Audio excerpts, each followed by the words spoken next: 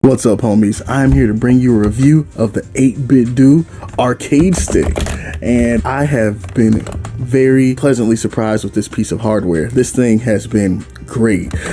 First thing I noticed when I got this out of the box was the weight of it. It is a hardy boy, man. Like, what I found out is after I took this bad boy apart, which I'll tell you guys a little bit about because I replaced the buttons in it. And we'll get into that. The buttons aren't bad, but I'll tell you why later. But I broke into this thing, and one thing that I do not like about it is that it takes a special type of screw. I'll leave something in the description showcasing what kind of screwdriver that it needs, but it is non-standard. It's not Phillips head or anything. And I was like, you gotta be kidding me. So that's something to look out for if you're looking to take this thing apart. After you do, it's not bad, right? Once you have the right equipment, it's just simple. You pull it off and it's really nicely put together. All the stuff is arranged easily for you to like pull and pluck whatever you need to replace the elements of it. But when you bust this thing open, there's a metal plate here at the bottom that gives this thing its hefty weight, so it's not going to slide and shift while it's sitting on a countertop or on your lap or anything like that. So that's nice. You got your rubber booties right here to keep this thing from going anywhere. Oh, don't mind the piece of cat hair there. You guys didn't see that, but this is a solid piece of equipment, right? It does not feel cheap. And while we're looking at the back here, you guys can see that it has a USB-C port where you can plug in your USB-C wires if you want to play wired, right up here. And then this is if you want to plug it into like a PC or something else like that. You got your little wireless receiver here. So we'll hide this, but let's look at the front side of the stick, right? This is where the magic happens, of course. So as you can see, we got our stick here, nice and clicky, and it is a square gate. So all my fighting game fans will probably be happy about that. And I enjoy it. I actually didn't do anything to mod the stick. I left this alone because I didn't have any problems with it. Maybe in the future, if I feel like really decking it out, I could, but like as it stands, the stick wasn't a problem for me.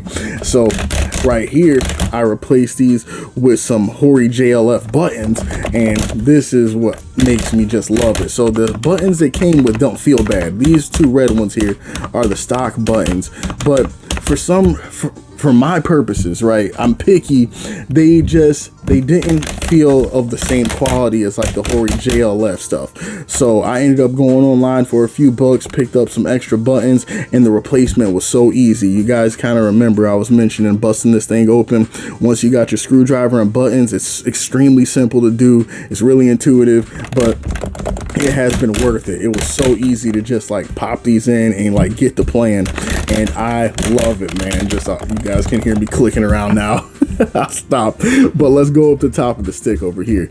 We got our Bluetooth settings for those that are going to be playing wireless, which is one of the main features of the stick, and which is why I wanted it, is that I wanted to be able to take this thing on the go. If I wanted to play some games on an emulator on my mobile and just wanted to play with the stick, I wanted to be able to do it without having to take my like USB-C connectors and all that kind of stuff. So that was the main selling point for me with this thing, and I have not had any issues with the Bluetooth connection.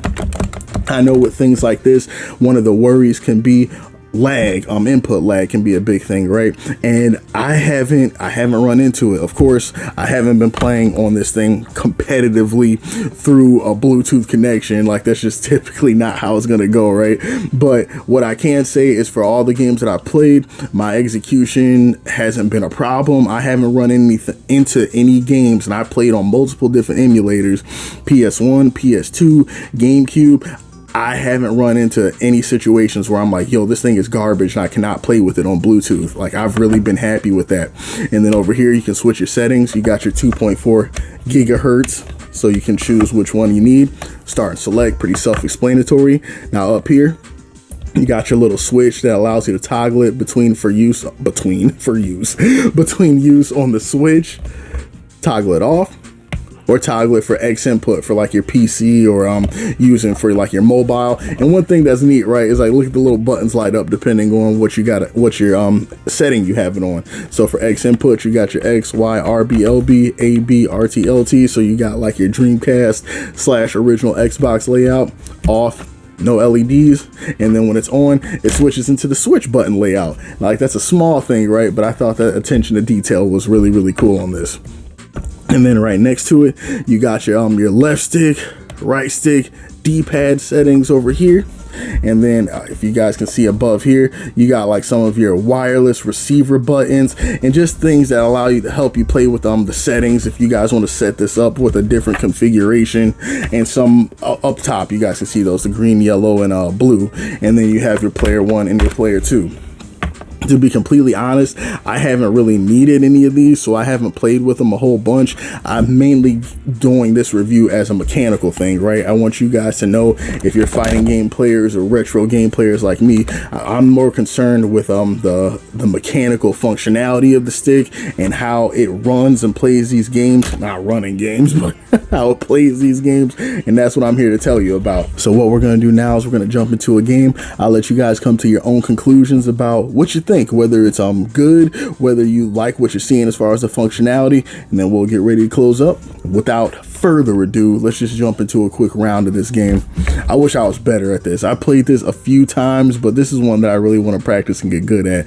If you guys haven't seen this before, it's a Fist of the North Star 2D fighter that came out in arcades years and years ago, and it's notorious for being completely unbalanced and broken, and it's so much fun.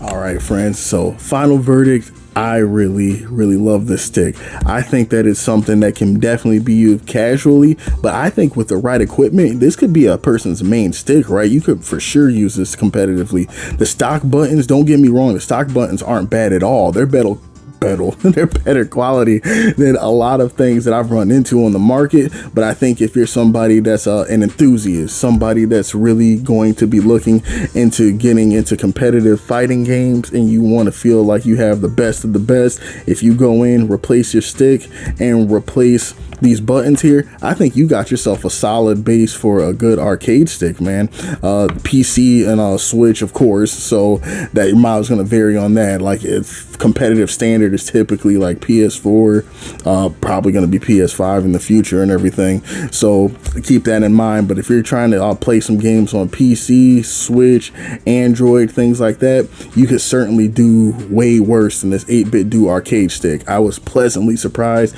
I enjoyed my time with it, and it was well worth the money.